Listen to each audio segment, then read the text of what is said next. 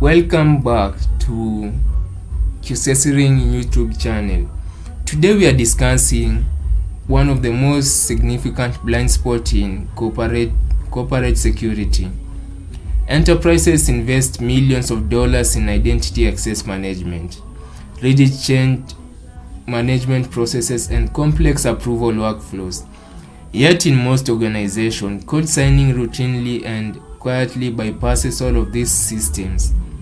This is not happening because of a misconfiguration. It's a structural consequence of how code signing trust is enforced. Today, we will look at why your strongest controls are currently being ignored by your signing process. Most organizations operate under a comfortable assumption. They believe that if a developer has to log in through identity access management, and if a change ticket must be opened in a system like Jira or ServiceNow, then the software release is implicitly controlled. We assume these systems get the production environment. In practice, however, code signing operates in a parallel universe completely independent of these governance systems. The root of the bypass is our technology mismatch. Identity access management systems govern users and roles. Code signing governs keys. Once a certificate is trusted by your infrastructure, the identity access management system is no longer part of the conversation. When a piece of code is signed, the operating system does not ask, does this user have the right identity access management role? It only asks, is this key valid? Possession of the key equals absolute authority, regardless of what your identity system says. The same gap exists with change control. Your change management system are designed to track human intent and business approval, but code signing tools do not consume or validate the data. There's no hook that requires a valid ticket number before a signature can be applied. As a result, a build can be signed and released to production regardless of whether the change ticket was approved, rejected, or never created. In the world of DevOps, this bypass is even more pronounced. Continuous integration or continuous deployment pipelines are built for speed, often signing artifacts automatically the moment a build is successful.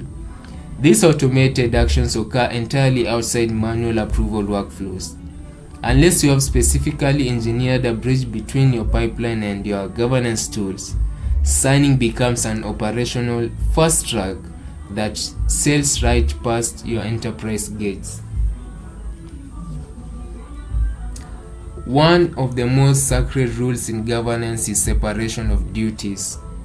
You should not be able to prove your own work, but without integrated controls, the build system often performs every single step. It pulls the code, compiles it, approves the check, and signs the binary. When one system handles the entire chain, the principle of separation of duties completely collapses.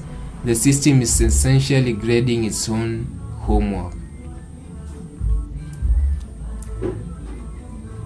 Because they live in different worlds, your identity access management logs are blind to your release authority.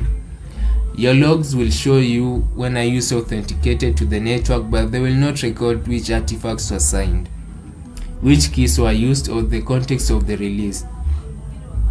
If you're only looking at your identity logs, you are seeing who logged in, but you have no idea what they authorized for release.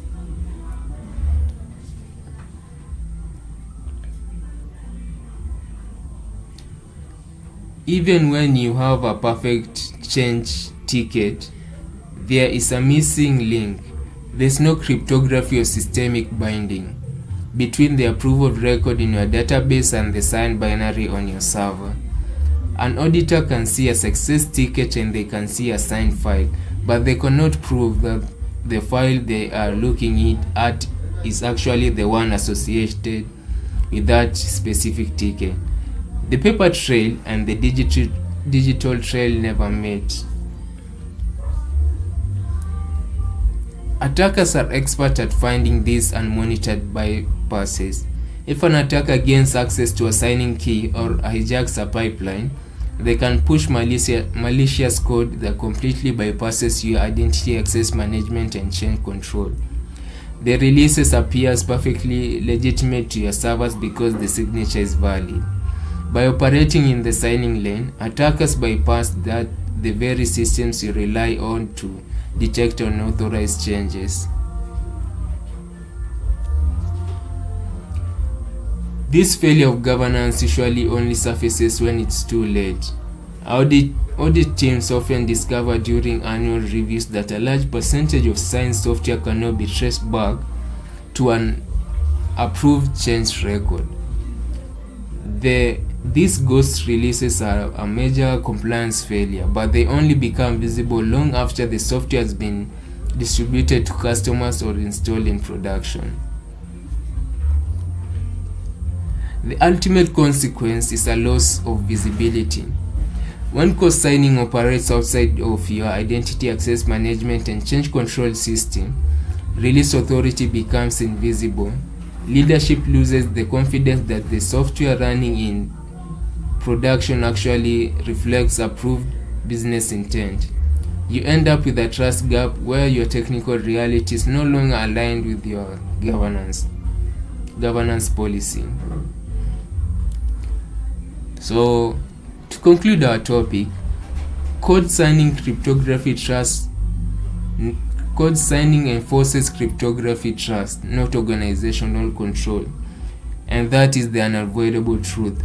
Without a deep technical integration in your identity and change management systems, code signing is not a security feature, it's a silent bypass around your entire enterprise governed framework. In our next topic, we look at how attackers take advantages of these gaps in the real